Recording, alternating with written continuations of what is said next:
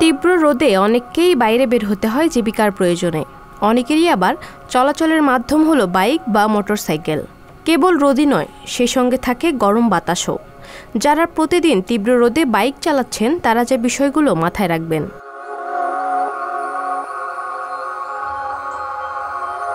দীর্ঘ সময় একটানা বাইক চালালে ক্লান্ত হয়ে যাওয়াটা স্বাভাবিক। এক্ষেত্রে ছায়াযুক্ত কোনো জায়গায় বাইক থামিয়ে কিছুক্ষণ বিশ্রাম নিতে পারেন।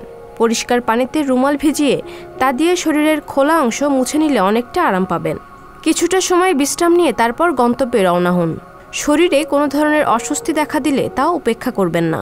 বিশ্রাম নিলে কিছুটা সুস্থ বোধ করবেন। এই গরমে লেবুর শরবত, ডাবের পানি, দইয়ের ঘোল ইত্যাদি খেতে পারেন। এতে শরীর ঠান্ডা থাকবে।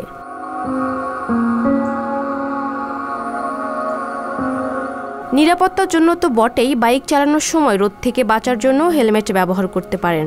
বেশিরভাগ ক্ষেত্রে এগুলোতে কালার চেঞ্জিং গ্লাস ব্যবহার করা হয়ে থাকে, যে কারণে তীব্র রোদে চোখও আরাম পায়। সেই সঙ্গে ফুলহাতা ও সুতির পোশাক পরলে রোদের তাপ থেকেও বাঁচতে পারবেন।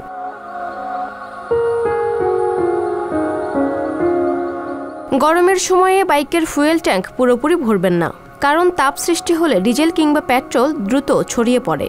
তেল লিক থাকলে তা মারাত্মক দুর্ঘটনার কারণ হতে পারে। তাই গরমের সময় ফুয়েল ট্যাঙ্কের অর্ধেক বা 4 ভাগের 3 ভাগ তেল নিন।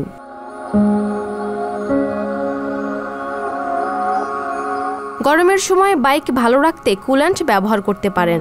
এটি এক ধরনের তরল যা বাইকের ইঞ্জিনের মধ্যে তাপের ভারসাম্য বজায় রাখতে কাজ করে। এটি কুলিং সিস্টেম হিসেবে কাজ করে। তবে কুল্যান্ট যদি ভুল পদ্ধতিতে করা হয় তাহলে ইঞ্জিনের ক্ষতি হতে পারে। সেই বিষয়টি অবশ্যই মাথায় রাখুন।